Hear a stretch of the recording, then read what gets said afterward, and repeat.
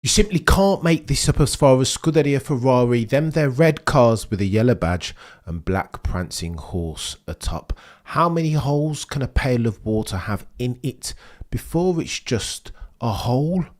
The oldest truism in sports history, especially team sports history, is that a team is only as strong as its weakest link. And from the looks of things, the morning after the Monaco Grand Prix, Scuderia Ferrari, that their red team with a yellow badge and black prancing horse atop, have a very many weak links. Let's go through them. The obvious ones: the SF25 isn't giving what Lewis and Charles need for it. And by the way, those two aren't bad peddlers. They're not schmucks, Lewis and Charles. Neither one of them. Give them the tools and they can get the job done. Lewis has been complaining ad infinitum about the lack of feeling on their Brembo brakes. Brembo recently came out and said nothing to do with us. It's about the blend between the brakes and the car. So too is Exhibit B. The car, as far as its suspension, lacks the rigidity requisite to run it close to the ground without excessive plank wear. Give Sir Lewis that car and he's no longer Sir Lewis Hamilton. He may as well be Nicholas Latifi. You take away from him all of his tools, the last of the late breakers, being able to have confidence in the nose and lacking oversteer, snap oversteer moments through high and medium speed turns. He's no longer Lewis Hamilton unless he has the car requisite to win races and therefore championships. Oh, and by the way, for further context, if you think I'm talking rubbish and this is me just going scorched earth, hyperbole, Cameron, you'll remember Luca Montezemolo, legend of Scuderia Ferrari, them their red cars with a yellow badge and black prancing horse atop. When he was on the grid a couple of races ago, all of the engineers gave him practically a guard of honour. That's how highly respected Luca de Montezemolo is. He said this, that this lack of leadership, lack of motivation as far as pioneering leaders at Scuderia Ferrari isn't brand new. It's been happening for years. His words, not mine. And who knows that their red team better than Luca Montezemolo? That's your Exhibit A.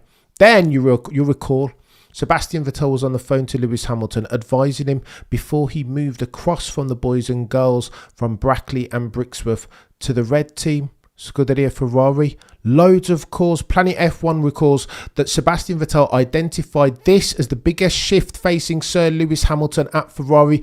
It was culture. That it was always going to be different between the Italian team, the Tifosi's team and Mercedes. For Mercedes operate in a way that is the highest level of excellence of operational infrastructure. Ferrari are the antithesis of that. And then we find out the communication. The communication has been bad over the radio, but it's gotten worse. This Monaco thing, I would argue, is the last straw. Somebody surely has to get fired. Before we get into the Monaco, people were saying this context is key here, and sometimes you got to set the table accordingly. This is what they were saying about Charles Leclerc in the lead up to the race. F1 fans and journos alike, please continue. I don't think I've seen Charles Leclerc so frustrated in my life. It's his 7th season at Ferrari. And he is not going to be world champion this year, is he? And that's it. That's just a fact. Okay, they can turn it around. He is not going to be world champion this year. He's like, what is he, 85 points behind or something? And that's just not going to happen. Whatever. So it's his 7th season at Ferrari. And what's he going to do? Go into his 8th, hoping the 2026 Ferrari is going to... Here's one for you, Manish. How many drivers have done a longer stint at Ferrari than that? Mate, it's not fair. Stop it. It's too much. Chris Harris. That's Chris Harris on cars and Manish Pandey, executive producer of the Senna film, ardent fan of F1, encyclopedic knowledge, questing how long can Charles Leclerc go on like this at that SH1T team that won't give him the tools requisite to challenge for races and therefore championships. Not much longer, I would argue. And then another one of the co-hosts on the Chris Harrison Cars podcast jokes the following about Frederick Vasseur and his length and breadth of his tenure at Scuderia Ferrari. Please continue. See Lewis 4th. It's good for Ferrari at Imola, I suppose. I know they're scratching around. Probably that Ferrari bloke's going to get fired, isn't he? Well, it's tricky, isn't it? If you know, It's tricky. Isn't no probably about it, sir. Somebody needs to get fired because this is now, but they're bringing shame on the family name all around the shop. The one thing that they've got going for them, if we're going to play balancing games, is of course the fact that their pit stops are metronomic at this stage, 2.0 seconds each and every single time. Props. Bravo, Frederick Vasseur. But how about the rest? How about the car? How about morale? How about communication? You're so obsessed with politics and false seeming corporate peacocking that they fail to fix the thing substantively. This is chaos, chat. And then you come to realise when you diatribe, okay, listen, let me say this as well. This is important. Lewis is 40 years old, unprecedented settings. There's only one driver who's ever won a championship of the driver's variety at 3 or more teams ever. He had a name. His name was Juan Fangio. There's only been 3 drivers who have won a championship of the driver's variety at the ripe old age of 40 or older. The first was Nino Farina in 1950. The second was Juan Fangio, who won his last one in 1957. The third was Jack Brabham, who won in 1966. Unprecedented settings. This is difficult, that what Lewis is trying to do. Brand new team, Scuderia Ferrari, brand new culture, new language, new settings geographically. It is chaos. Of course, it was always going to be difficult. Not too many people realise the extent, the steepness of the gradient of the mountain up which Lewis Hamilton is trying to climb. It is hard. Let's not get it twisted. Plus, you can talk about Lewis Hamilton's pace, both in quali and the race. He was 40-something seconds down the road from Charles Leclerc, and as near as makes no difference every session, he's 2/10 off of Charles Leclerc. Point to point, probably the quickest guy on the grid. But that being said, surely you need to get your arms around Sir Lewis and give him the circumstance within which he can optimise for his performance, including a race engineer that's serious about his stuff, a GP that's always on the that has his answers at hand. No, we're checking. Let me go and have a look. Let me come back to you. What's that about? This is F1, upper echelon of motorsport in the world. How can this be a thing? I don't even understand. And then when you check it and diatribe, if you deep dive into Ricardo Adami, you'll see that this isn't his first rodeo as far as incompetence, lacking the communication that would induce confidence and trust in a driver, an F1 peddler, currently in the heat of battle, threading the F1 needle through the streets of Monte Carlo. I want you guys to listen to this, because again, we'll get into what happened yesterday and the communication back and forth between Lewis Hamilton. But I would argue in this context, against this backdrop, this is just the straw that might break the camel's back. Listen to this. Please continue. How far behind is he? 1.2. It was a 5.0, turn 9. Nice job there.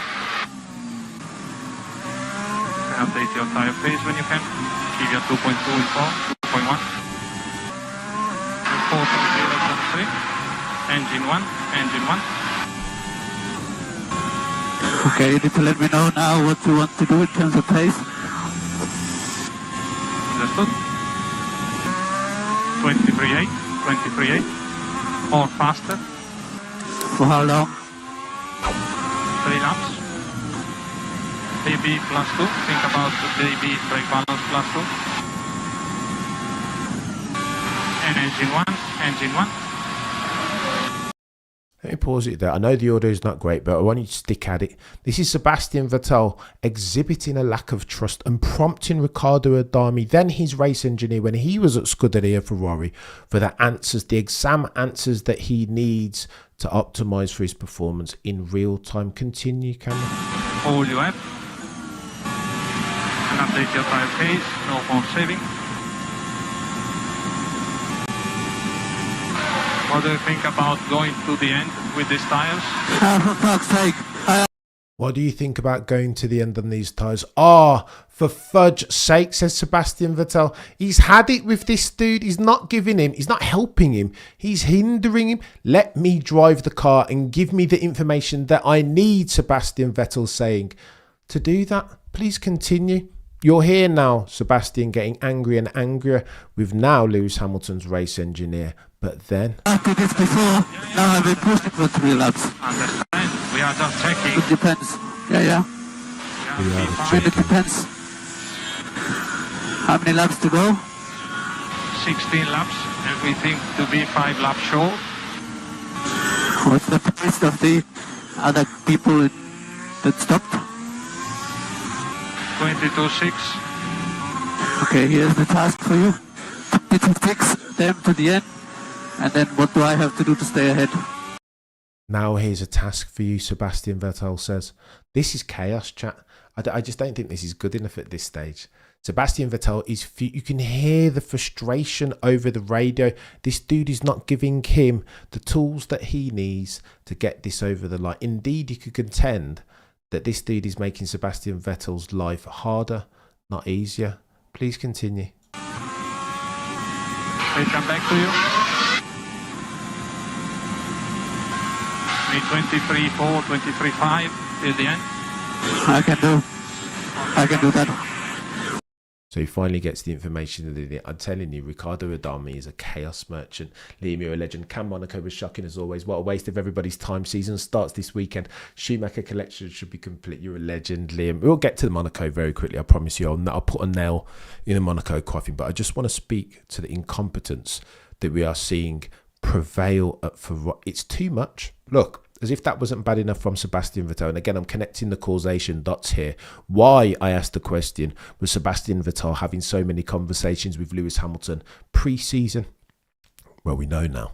Culture clash. Ricardo Adami. I have experience in this and he will need prompting. With that front and centre of the mind, that colours some of the communication that you've heard over the past couple of race weekends between Lewis and Adami. Lewis was never so assertive with Bono because Bono would give him everything he needed before he asked for it 9 times out of 10. Lewis, though, now is prompting Ricardo Adami just as Sebastian Vettel used to do. Why? Because Sebastian would have told him that's what you need to do if you're going to get the information and level of service that you require to win races and therefore championships. Oh, and by the way, let's look at their most recent communication as if this isn't bad enough. And I'll tell you why this is really bad. Because false seeming and corporate peacocking will and has and will always be a thing at Ferrari. Even if things are bad, they want everything to look nice on the surface, right? But when you see this level of communication, this level of disrespect back and forth between Lewis, this level of questioning authority before the eyes of the F1 fan base and media globally, it's going to get techie. They've got some decisions to make. Here's the most recent evidence. You'll recall over the course of Monaco, it got techier than techie things. Some would argue that Lewis Hamilton yeeted it going through Sandoval or Matinee even because of a lack of instruction. Should tell him that there's bloody cars parked on the inside of the apex before he gets there. Caution, Lewis. Do you know what I mean? Just a quick, curt, straight to the point call, because this is danger now as far as the race engineer and his lack of competence. So that's your exhibit 8. No warning and Lewis yeets it into the barrier. How about Max Verstappen is coming and you give clear and concise communication that Max Verstappen is coming down the road and he's on a hot lap? Confused again was the communication from Lewis Hamilton's race engineer. Oh, no, Max is on a slow lap. No, he's on a hot lap. No, he's on a slow lap. Which one is it? Is there any better way to erode trust between a racing driver and a race engineer from giving them mixed messages? It's bonkers. It's unacceptable. During the race as well, Lewis was asking questions. How fast are they going? What's the delta between me and them? Am I racing them? What's going on? Do I need to save tyres or am I pushing? What's going on? Lewis was asking. Ricardo Adami had no answers for those questions. And at the end, Lewis Hamilton was heard saying, Ricardo, are you upset with me or something? To which he got absolutely no response. I would argue that their relationship is fractured potentially irrevocably at this stage. And again, if past his prologue, this isn't the first time that Ricardo Adami's looked like a dude that's on work experience. You recall Carlos Sainz back and forth between him and Adami way back in the day. K1 is available, he told Sir Lewis Hamilton. I thought you said it wasn't going to rain much, said Lewis. We just missed a big opportunity earlier in the season. This is Vitalic. In fact, give me some more feedback time, guys. Lewis Hamilton said exit 30. It's just a nonsense chat. I'm done with this fella. I understand it can't be easy to race engineer Sir Lewis Hamilton. It can't be easy. But this dude is making it look much harder, infinitely harder than I'd argue it is. Nonsense. And if if Ferrari are going to win races, if Ferrari aren't going to bring shame on the family name, if they're not going to have tifosi spit at them in the street in short order at the altar of their material underperformance in perpetuity, then they'll need to do something. Maybe it's not time for Frederick Vasseur to get sacked, but surely they need to do something with Ricardo Adami. It's unacceptable, chat. I don't know what they're doing. This is too bad. Ferrari have been bad for the longest time, but this is the worst. Oh, and by the way, is your Exhibit Z? Check this one out. Do you remember when Sainz and Charles Leclerc had to double stack unwittingly at Monaco? Come in. No, stay out. What? Is this an F1? Nonsense. And Sir Lewis doesn't stand for it. I get that Sir Lewis can't be the easiest to race engineer, but he can't. That's not that under any circumstance. That level of incompetence, the extent of it, the frequency of it now in 2025, going all the way back to the Spanish Grand Prix in 2020, is unbloody acceptable. Unacceptable, but I digress. Let's talk about Monaco very quickly, because again, the consensus is that something needs to happen. Carlos Sainz and George Russell, as the driver representatives at the GPDA, are going to have a word. Carlos Sainz said it was a manipulation of the rules, that it shouldn't happen in the first instance. 2 stops, a mandated 2 stops. Can they even do that? Is that even within the spirit of the rules, said Carlos Sainz. Alex Albon was apologising over the radio to everybody that watched that SH1T show. It was rubbish. That was an F1, ladies and gentlemen of the F1 jury. That was the pit stop Olympics. Jenson Button echoed those sentiments. Usually an F1 shill. So too Martin Brundle said it was a sham, that they were concentrating on pit stops and track position more than they were racing. And that means, therefore, chat, something needs to happen. I normally defer to Peter D. Windsor, infinitely more knowledgeable and intellectual on all these things, F1 centric, than I. Normally he's the bastion of hope and optimism as far as F1 is concerned. In this instant, Peter D. Windsor, friend of the channel, called this an absolute sham. Ergo, F1, Mohammed bin Salim, Stefano Dominicali, Liberty Media, et al. You guys need to get your arms around this. What we cannot, no, shall not do, is be having these exact same conversations about Monaco and its position, its viability as a proposition on the calendar 12 months from now. For it's not good enough. We won't stand for it. No, we shan't. No, we cannot stand for it. Prosecution rests. No further questions, Your Honour.